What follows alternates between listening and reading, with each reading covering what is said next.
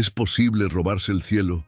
¿Y si te dijera que el atraco más grande de toda la historia no fue por oro ni por joyas, sino por la gracia eterna, y que fue ejecutado en el último segundo de vida por un criminal sentenciado a muerte?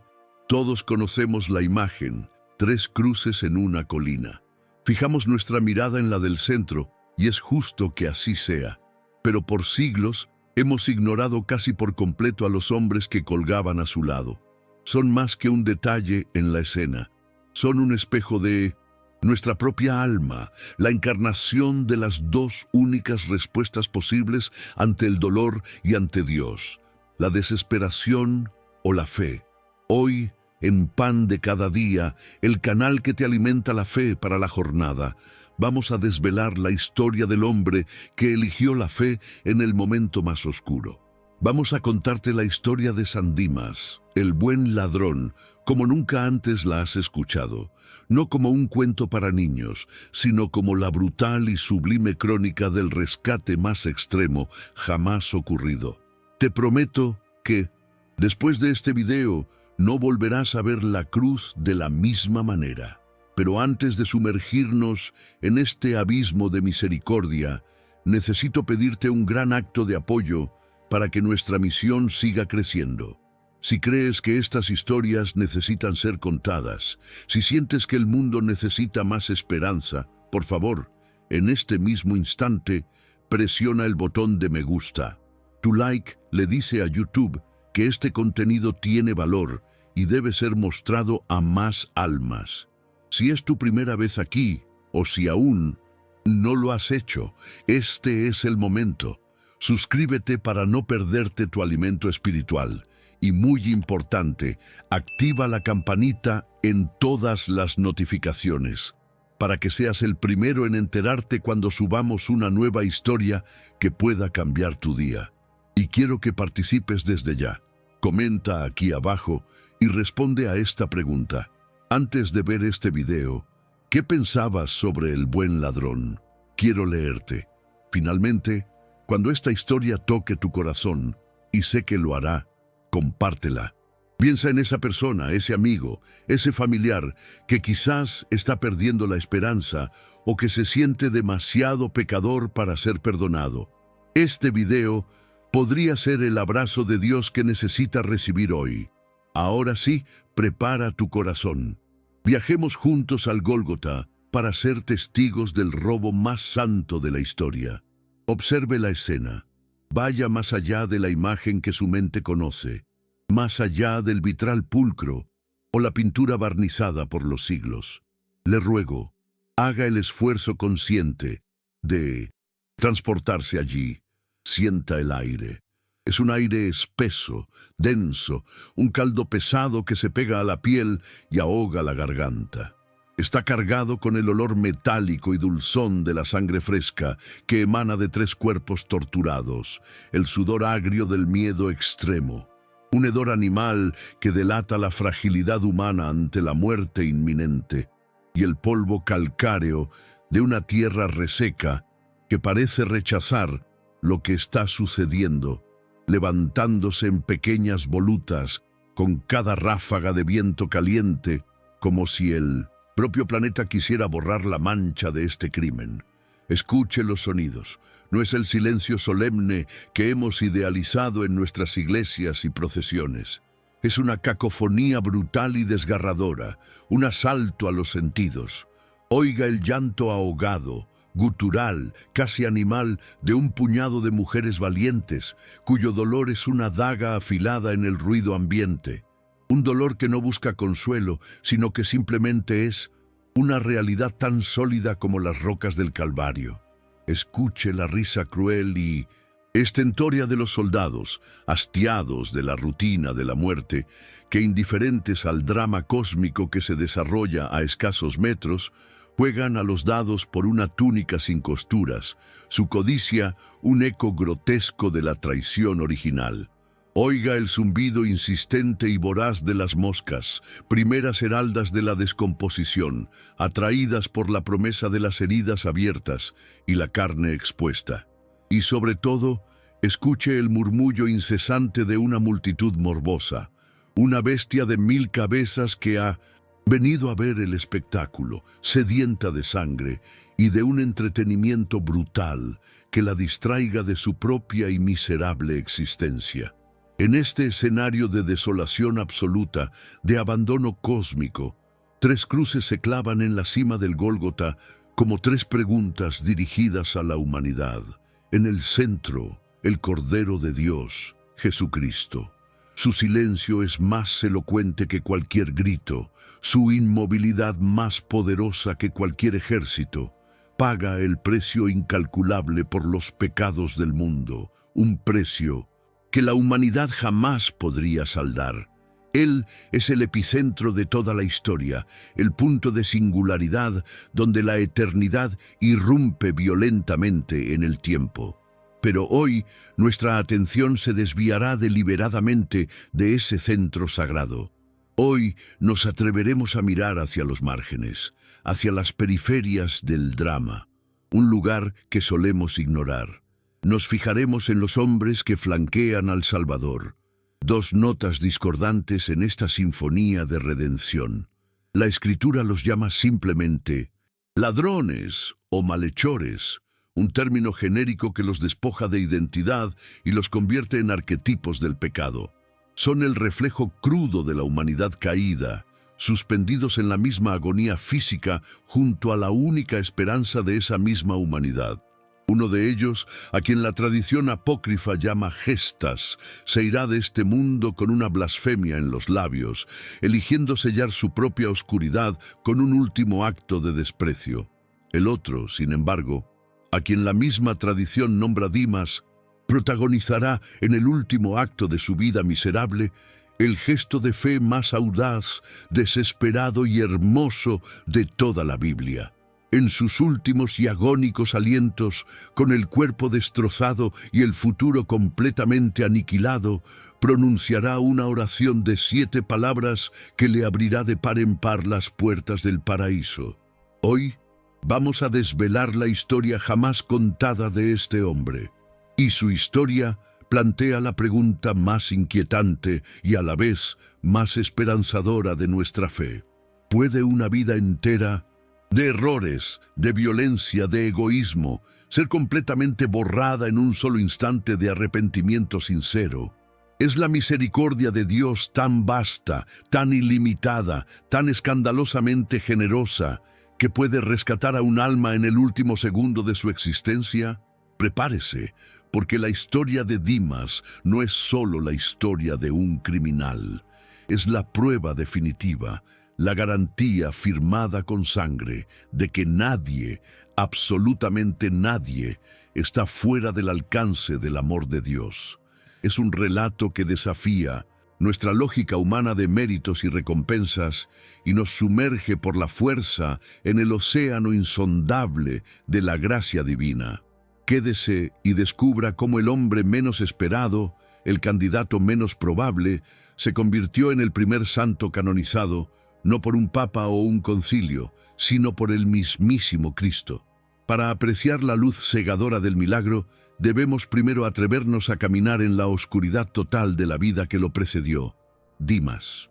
La tradición nos ofrece este nombre, pero su verdadero nombre en los anales del mundo era desesperanza, violencia, resentimiento. No cometamos el error de romantizar su figura. No era un Robin Hood galileo que robaba a los ricos para dárselo a los pobres. La crucifixión, ese horror reservado por el poder imperial de Roma, no se aplicaba por robar un pan o unas monedas. Era el castigo ejemplarizante para los esclavos rebeldes, los asesinos en serie, los piratas y sobre todo para los ladrones, los bandidos que operaban en bandas armadas, sembrando el terror y amenazando la seguridad de las rutas comerciales, la mismísima columna vertebral del Imperio Romano. Dimas era, con toda probabilidad, un hombre violento hasta la médula, un miembro de una de estas bandas que infestaban los caminos polvorientos y peligrosos entre Jerusalén y Jericó. Quizás fue un sicario, un asesino a sueldo, un hombre cuya daga servía a quien mejor pagara, sin hacer preguntas. O tal vez, y esta es una posibilidad fascinante y terrible, fue un sicario, parte de esa facción más extrema y fanática de los celotes. Estos hombres llevaban una pequeña daga curva llamada sica, escondida entre sus ropas para asesinar a soldados romanos o a colaboradores judíos en medio de las multitudes bulliciosas de las fiestas, desapareciendo luego entre el pánico y el caos que ellos mismos creaban. Si este fuera el caso, Dimas no solo sería un ladrón, sino un terrorista que había pervertido la fe de sus padres, creyendo que podía acelerar la venida del reino de 1900. Dios, a través del derramamiento de sangre inocente, habría justificado sus crímenes más atroces como actos de piedad, una retorcida guerra santa. ¡Qué ironía tan amarga y profunda!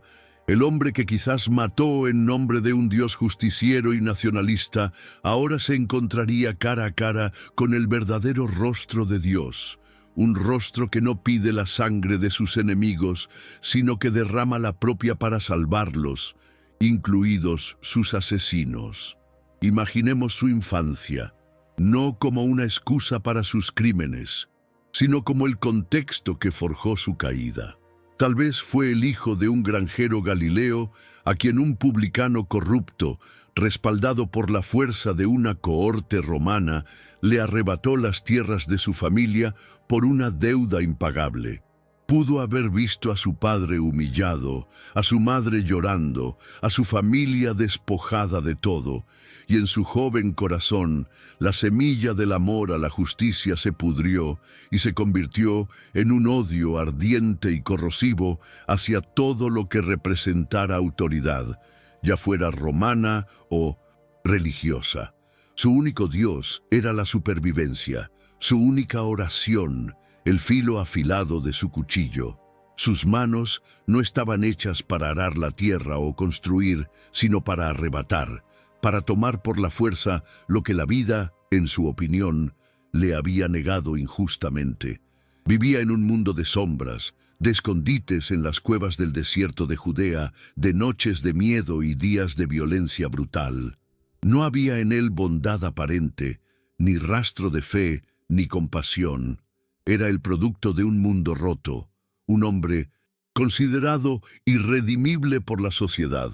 Y es precisamente este hombre, este caso perdido, este desecho humano, a quien Dios eligió para ser el protagonista de su más grande y escandalosa lección de misericordia. Pero la tragedia de Dimas no se desarrolló en soledad.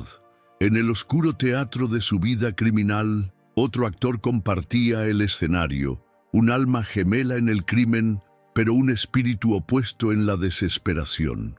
No podemos comprender la asombrosa conversión de Dimas sin analizar a su oscuro reflejo, al hombre que representa el abismo al que Dimas estuvo a punto de caer para siempre. La tradición lo llama Gestas. Él era el otro ladrón, el que colgaba al otro lado de Jesús, en el puesto de la infamia a la izquierda del rey.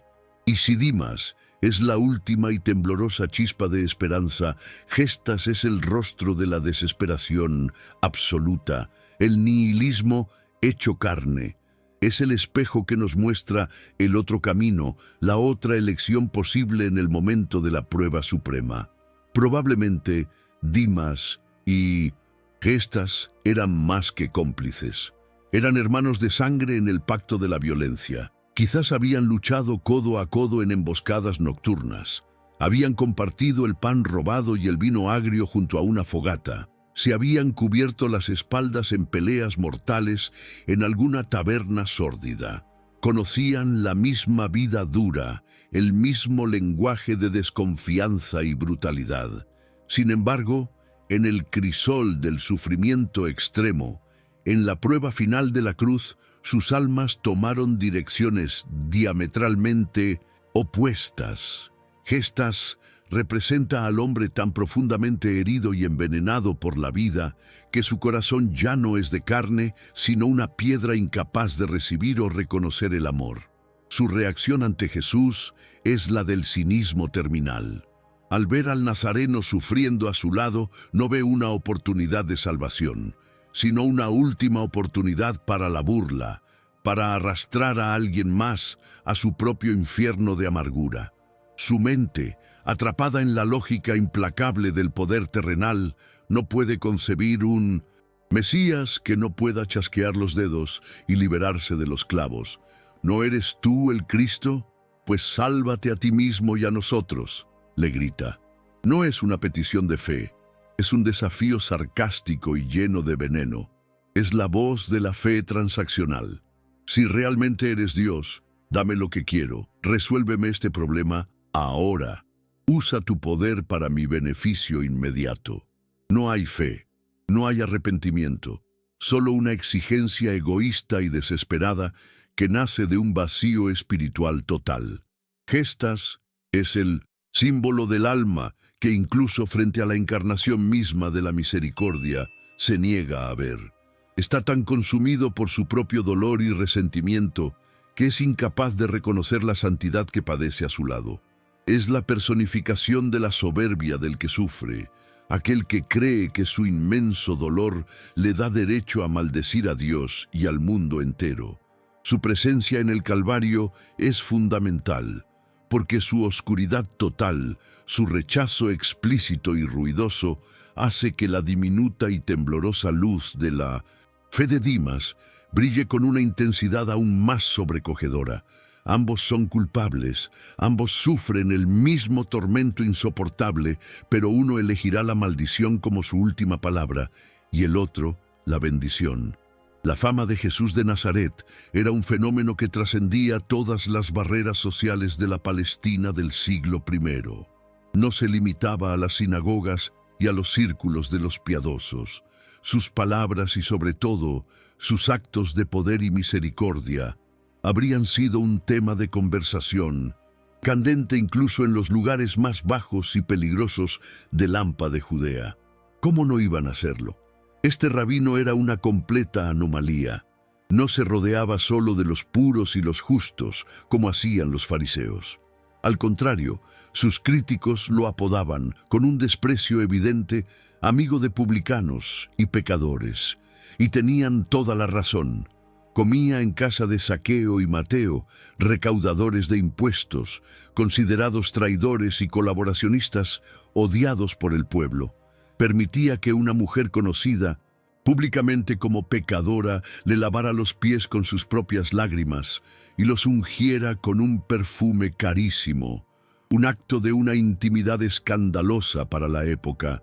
Acogía a los marginados, a los leprosos, a todos aquellos que la sociedad religiosa consideraba impuros, contagiosos e indignos, seguramente en alguna taberna oscura y maloliente o en algún escondite en las montañas, mientras contaban las monedas de su último robo, Dimas y Gestas habrían oído hablar de él.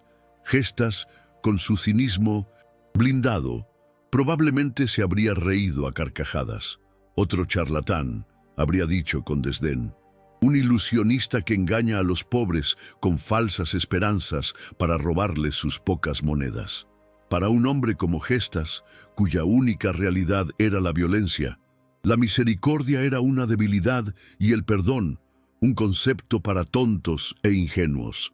Pero para Dimas, quizás esos rumores, escuchados casi por accidente, plantaron una semilla minúscula e inconsciente en el campo reseco y estéril de su alma. La historia de la mujer adúltera a la que Jesús salvó de una muerte horrible, diciéndole no solo «tampoco yo te condeno», sino también «vete y en adelante no peques más», combinando una misericordia infinita con un llamado claro a la conversión. La parábola del Padre misericordioso, con ese padre que corre, un acto indigno para un patriarca oriental, a abrazar y besar a su hijo pródigo, que había malgastado toda su herencia en una vida de vicios. Estas no eran las historias de los fariseos, llenas de reglas, de méritos, de condenas y de juicios. Eran historias de una posibilidad radical, de un nuevo comienzo que desafiaba toda lógica humana y religiosa. Dimas, El ladrón, el hombre que solo conocía la ley de la venganza y del más fuerte, se encontraba con el rumor de un reino donde los últimos eran los primeros y donde un corazón arrepentido valía más que 99 justos que no necesitaban arrepentimiento. Seguramente no lo entendía. Probablemente lo descartó como una fantasía peligrosa e infantil. Pero la semilla estaba ahí, una pregunta latente en el fondo de su alma endurecida. ¿Y si fuera verdad? ¿Y si existiera un perdón tan grande que pudiera alcanzar incluso a alguien como yo? Toda vida de crimen, por larga o exitosa que parezca, conduce inevitablemente a un ajuste de cuentas. Para Dimas y Gestas, ese día llegó de forma abrupta y violenta. Quizás fue un robo que salió mal, una emboscada a una caravana romana que terminó en su captura por una patrulla de legionarios.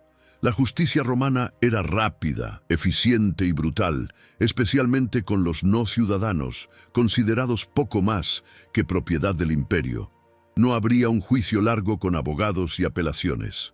Serían interrogados bajo tortura, donde cada hueso de su cuerpo gritaría su culpabilidad. Y la sentencia para su clase de crimen era ineludible, una sola palabra que helaba la sangre de los hombres más duros: crucifixión. Es en este abismo de humillación y desesperación que sus caminos convergen fatalmente con el de Jesús.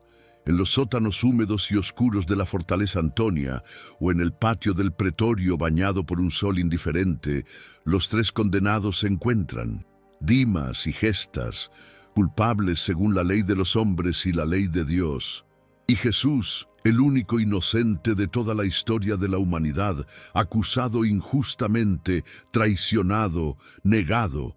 Imagina la escena desde la perspectiva de Dimas. Él está magullado, sangrando, aterrorizado.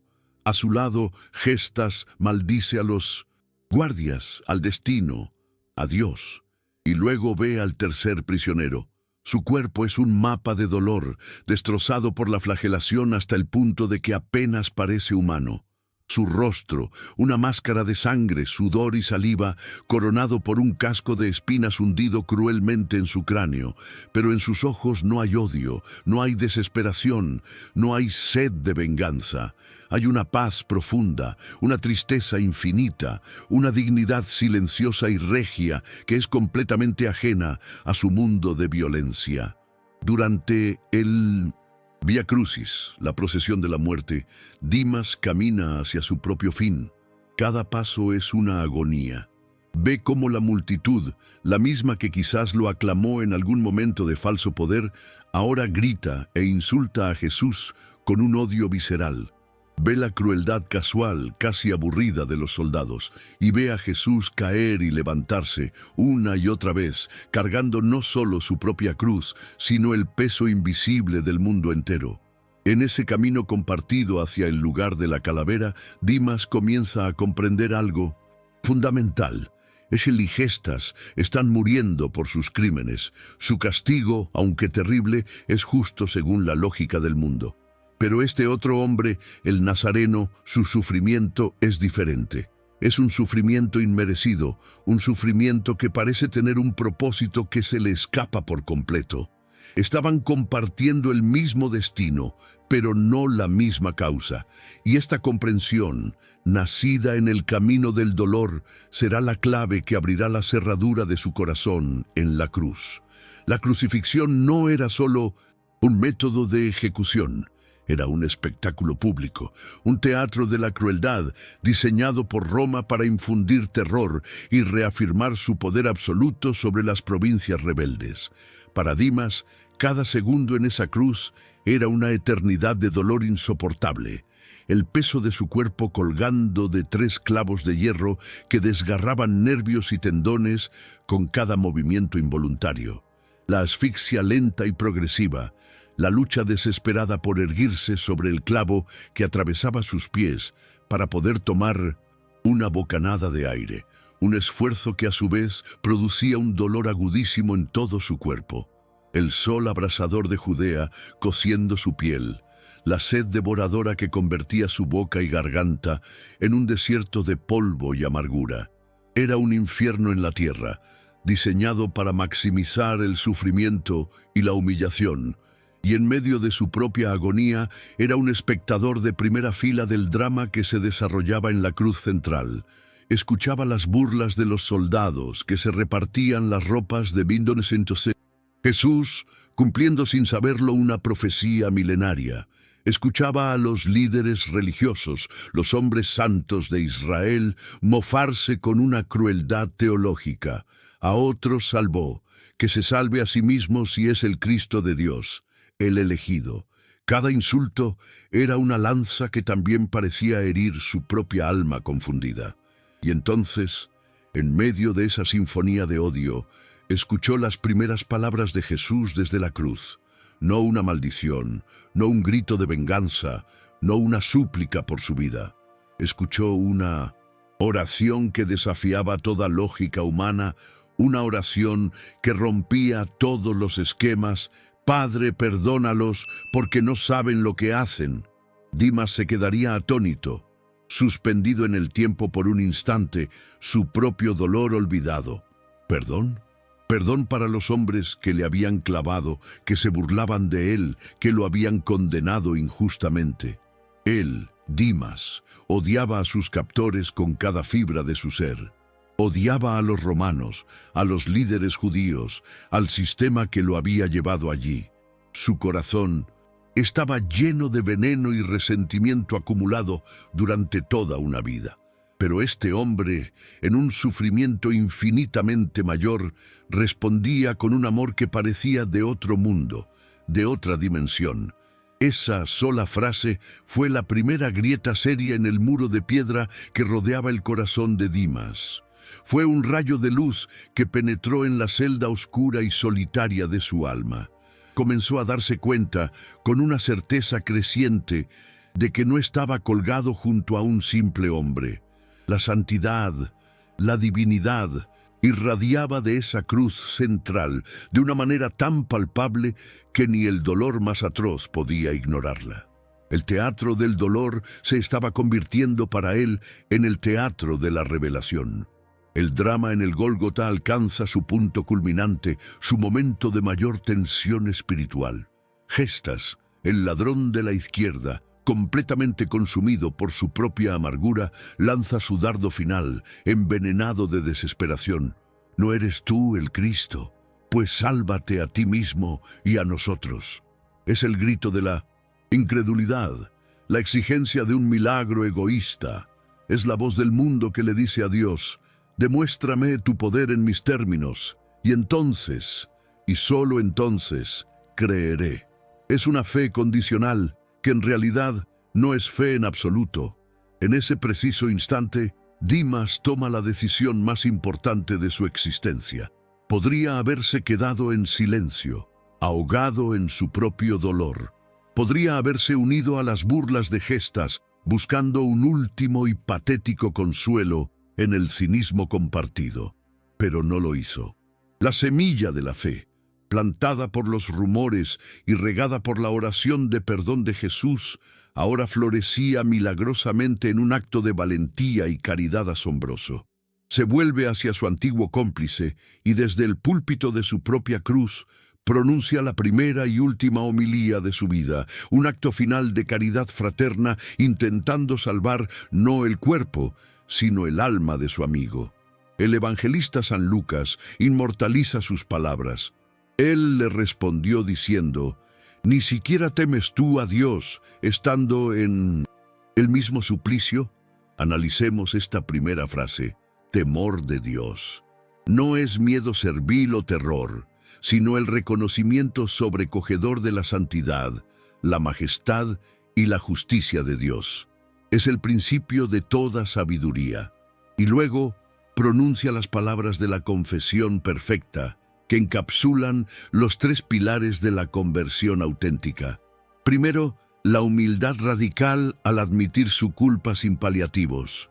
Y nosotros, en verdad, lo estamos justamente, porque recibimos el justo pago de nuestros actos. sin excusas, sin culpar a la sociedad, a sus padres o a las circunstancias. Es el reconocimiento puro y duro de la propia miseria y responsabilidad. Segundo, la proclamación valiente de la verdad, la defensa del inocente, aun a riesgo de atraer más burlas sobre sí. Mas éste nada malo ha hecho. Se convierte en el abogado defensor de Cristo, un experto en el mal que certifica la pureza absoluta del bien. Tercero, el temor filial a Dios, la maravilla, el agüe, ante el misterio que se devela ante sus ojos. En este momento Dimas realiza un acto de fe, de humildad y de justicia que borra toda una vida de crímenes. Se convierte en un teólogo de la cruz, un predicador en la agonía, cuyo breve sermón resuena con poder hasta nuestros días. Después de defender a Jesús y confesar su propia culpa, silenciando el cinismo de Gestas, Dimas da el paso final y definitivo. Hace algo que nadie más en los evangelios se atreve a hacer en ese momento crucial de aparente derrota. Se dirige a Jesús, pero ya no como a un compañero de suplicio, sino como a un rey que de alguna manera misteriosa e incomprensible está a punto de tomar posesión de su trono a través de la muerte misma. Y le hace la petición más humilde, más confiada y más audaz de toda la historia de la salvación. Con el poco aliento que le queda en sus pulmones colapsados, susurra, en un acto de fe pura que atraviesa los cielos: Jesús, acuérdate de mí cuando vengas en tu reino. Detengámonos aquí. Es imperativo desempacar la inmensa riqueza teológica de esta breve oración. Es la oración perfecta, un modelo de cómo acercarse a Dios. Primero, llama a Jesús por su nombre. Jesús, Yeshua, que significa Yahvé salva. Al pronunciar su nombre, Dimas está profesando su fe en la misión salvadora de Cristo. Es un acto de fe personal e íntima, no una fórmula aprendida. Segundo, la naturaleza de su petición. No pide ser bajado de la cruz. No pide que se alivie su insoportable dolor físico. Dimas ha aceptado su muerte. Ha aceptado las consecuencias de sus actos y su justa condena. Su petición trasciende lo terrenal. Es una petición para la eternidad. Esto demuestra que cree firmemente que la muerte no es el final para este rey crucificado. Tercero, la frase clave: acuérdate de mí. En el lenguaje bíblico, cuando Dios se acuerda, sicaron, de su pueblo, no es un simple acto de memoria mental. Es un acto de intervención salvífica y poderosa.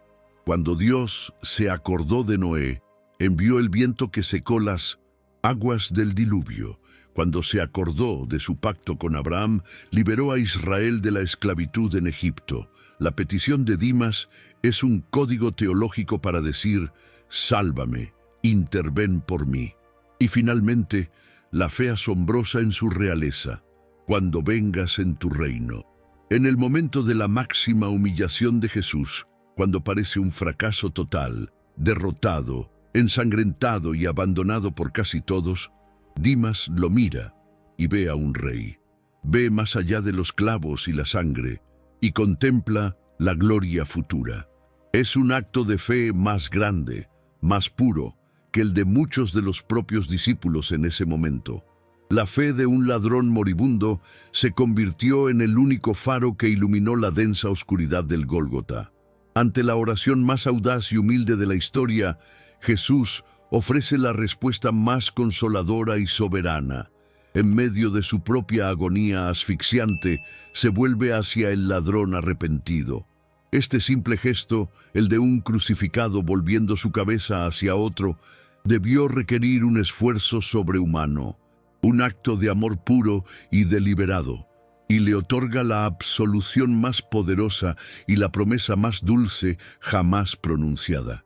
No lo hace esperar, no le impone penitencias, no le exige nada más que la fe que ya ha demostrado. Le responde con la autoridad de un Dios y la ternura de un hermano. En verdad te digo, hoy estarás conmigo en el paraíso. Cada palabra de esta frase es un universo de gracia, un bálsamo de salvación derramado sobre un alma sedienta. En verdad te digo, en griego, amén, amén, legos soi, es la fórmula solemne que Jesús usa para declarar una verdad divina, inmutable y garantizada. No es una opinión, es un decreto real, un juramento divino que nada ni nadie puede revocar. Hoy, semeron en griego, no mañana, no después de un largo proceso de purificación en un purgatorio, no en un futuro incierto, hoy. La salvación es inmediata. La misericordia de Dios no conoce la dilación. En el instante en que un corazón se vuelve a Él con sinceridad, la gracia actúa de forma fulminante. Estarás conmigo. Esta es la esencia misma del cielo. No es solo un lugar de calles de oro o paisajes idílicos, es una relación, es una comunión personal e íntima, es estar con Él. Jesús no le promete a Dimas un lugar en el paraíso, le promete su propia compañía. Es la promesa de que nunca más estará solo en el paraíso. La palabra paraíso, paradeisos, es de origen persa y significa un jardín amurallado, un lugar de belleza, paz y deleite. Para los judíos de la época, evocaba el jardín del Edén, el estado original de amistad perfecta con Dios que se había perdido por el pecado de Adán. Jesús está declarando que la puerta del Edén, cerrada por la desobediencia de Adán, ahora se abre de nuevo de par en par por su obediencia y sacrificio. Y el primer hombre en entrar a través de esa puerta abierta no es un profeta, ni un patriarca, ni un apóstol, sino un ladrón arrepentido. Dimas, el criminal, el marginado, el caso perdido, se convierte en el primer fruto glorioso de la redención. Su historia es la garantía de que la cruz no es un símbolo de derrota, sino el trono desde el cual nuestro Rey dispensa su infinita y escandalosa misericordia. Con la promesa solemne de Jesús, Dimas se convierte, en efecto, en el primer santo de la nueva alianza. Pensemos en lo que esto significa. ¿Qué es un santo? Popularmente, es una persona de virtudes heroicas. Oficialmente, en la Iglesia Católica, es alguien de quien se tiene la certeza moral y declarada de que goza de la visión beatífica, de que está en el cielo en comunión con Dios. En el caso de Dimas, no hizo falta un largo y tedioso proceso de canonización, ni la creación de un tribunal eclesiástico, ni la investigación de sus virtudes, ni la confirmación de milagros póstumos. Su canonización fue instantánea y fue proclamada por la máxima autoridad del universo, el mismo Jesucristo, el juez de vivos y muertos.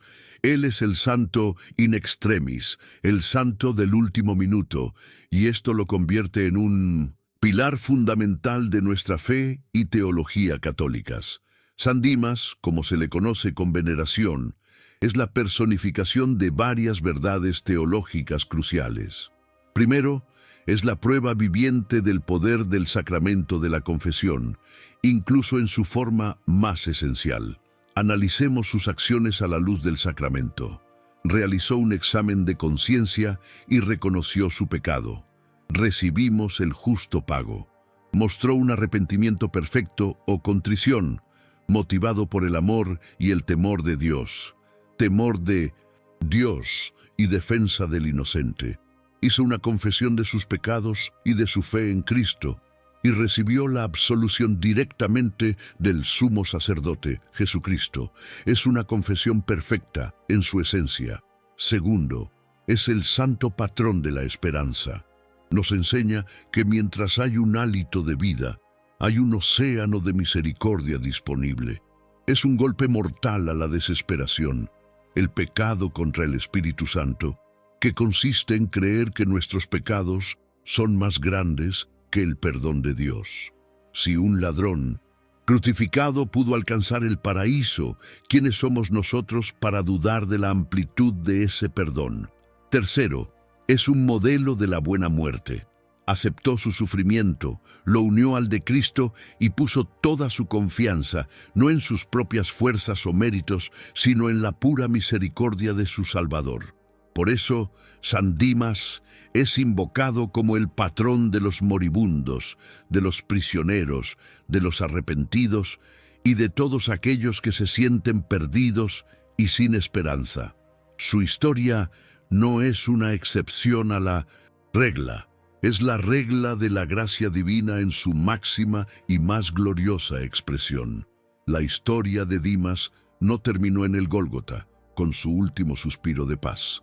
Su legado ha resonado a través de 2 milenios de historia cristiana, como un ancla de esperanza en el mar, a menudo tempestuoso de la vida espiritual. Su figura ha inspirado a incontables santos, teólogos, artistas y sobre todo a millones de pecadores anónimos. San Agustín de Hipona, el gran doctor de la gracia, que luchó durante años con sus pasiones y su pasado manchado, encontraba en la audacia del ladrón un consuelo inmenso, viendo en él el reflejo de la gracia soberana de Dios que lo había alcanzado a él también. Santa Teresita de Lisieux, la doctora de la infancia espiritual, con su caminito de confianza y abandono total, veía en Dimas el ejemplo perfecto de cómo se puede robar el cielo no con grandes obras y méritos, sino con un simple acto de amor y confianza arrojado en los brazos de Jesús. El Catecismo de la Iglesia Católica cita su oración como el modelo perfecto de la oración de fe en los últimos momentos. Pero el legado más importante de Dimas es su papel como un arma de doble filo contra las 2 grandes herejías del corazón que siempre acechan a la Iglesia: el pelagianismo y el jansenismo. El pelagianismo, la herejía de la soberbia, nos dice que podemos salvarnos por nuestras propias fuerzas, por nuestras buenas obras. La vida de Dimas destruye este argumento. Él no tuvo tiempo de hacer ninguna en buena obra. Su salvación fue pura, inmerecida y gratuita gracia. Por otro lado, el jansenismo, la herejía de la desesperación, con su visión rigorista y terrible, nos presenta a un Dios severo y calculador cuya gracia está reservada solo para unos pocos elegidos, los perfectos. La historia de Dimas es la bomba atómica que aniquila esta herejía. Si la gracia alcanzó al peor de los criminales en el último momento, entonces está disponible para todos, en todo momento. A los soberbios, a los que se creen justos y confían en sus propios méritos, la historia de Dimas les recuerda que la salvación es un don gratuito que debe ser recibido con humildad. Y a los desesperados, a los que se sienten aplastados por el peso de sus culpas, la historia de Dimas es un grito atronador que resuena desde la cruz. No te rindas, nunca es demasiado tarde. La puerta de la misericordia siempre está abierta hasta el último aliento. El ladrón que no tuvo tiempo de bajar de la cruz para enmendar su vida, nos enseña que el único requisito para entrar en el reino es un corazón que se sabe necesitado y se atreve a pedir ayuda. Hemos viajado a través de la oscuridad de una vida de crimen hasta la luz cegadora de una promesa divina. Hemos diseccionado una conversación de segundos que cambió la eternidad y ahora, inevitablemente, la historia de Dimas y Gestas nos confronta directamente sin escapatoria posible, porque en la cruz de nuestra propia vida, ya sea la cruz de la enfermedad crónica, de la traición de un amigo, de la soledad profunda, del fracaso profesional, de la adicción que nos esclaviza o simplemente del desgaste diario, todos tenemos un ladrón a nuestra izquierda y otro a la derecha. No son personas externas, son voces potentes dentro de nosotros. Dentro de cada uno de nosotros vive un Gestas. Es la voz del cinismo, de la desesperación, de la queja amarga y resentida. Es la voz que en medio del sufrimiento le grita a un cielo que parece silencioso: ¿por qué permites esto? No es justo. Si eres tan bueno y poderoso como dicen, ¿por qué no me libras de este dolor ahora mismo? Es la voz de la soberbia herida, que exige soluciones inmediatas y maldice cuando no las recibe. Es la voz que nos aísla en nuestra propia amargura, construyendo un muro alrededor de nuestro dolor que impide que cualquier ayuda, divina o humana, pueda entrar. Pero gracias a Dios, dentro de cada uno de nosotros también vive un Dimas. Es esa voz más pequeña, más humilde, a menudo ahogada por el ruido ensordecedor de gestas. Es la voz de la humildad que es capaz de susurrar en medio del caos. Soy pecador, he cometido errores, y quizás parte de este sufrimiento es consecuencia de mis actos o simplemente parte del misterio de la vida en un mundo caído. Es la voz de la fe que, incluso sin entender el porqué, es capaz de mirar al Cristo que sufre a nuestro lado en la cruz del prójimo, en el sagrario, en nuestro propio corazón, y reconocer en él a un Rey. Es la voz que tiene la audacia de rezar: Jesús, aunque no entiendo mi cruz, aunque me siento abandonado, aunque mi fe es débil y vacilante como una llama al viento, acuérdate de mí. Confío en ti más allá de este dolor, más allá de esta vida. La elección es nuestra, no una vez en la vida, sino en cada momento de prueba, en cada instante de oscuridad. Podemos elegir el camino de gestas, encerrarnos en nuestra amargura y morir solos y envenenados en nuestra cruz. O podemos elegir el camino de Dimas, abrir una pequeña grieta en nuestro corazón endurecido para que la luz de Cristo pueda entrar y escuchar la misma promesa que Él escuchó: hoy estarás conmigo. Tu paraíso no es necesariamente un lugar lejano en el futuro. Comienza hoy, en el preciso instante en que desde tu propia cruz te atreves a robarle una mirada de amor a tu Salvador. Si la historia del buen ladrón ha renovado tu esperanza en la infinita y desbordante misericordia de Dios, comparte este mensaje. Hay muchas almas a tu alrededor que se sienten como estas, que necesitan saber desesperadamente que no es demasiado tarde para ellas. Suscríbete y acompáñanos en este viaje para descubrir las historias ocultas y poderosas que dan forma a nuestra fe. Que San Dimas, el primer santo del paraíso, el patrón de la esperanza de última hora, ruegue por nosotros ahora y, especialmente, en la hora de nuestra muerte. Amén.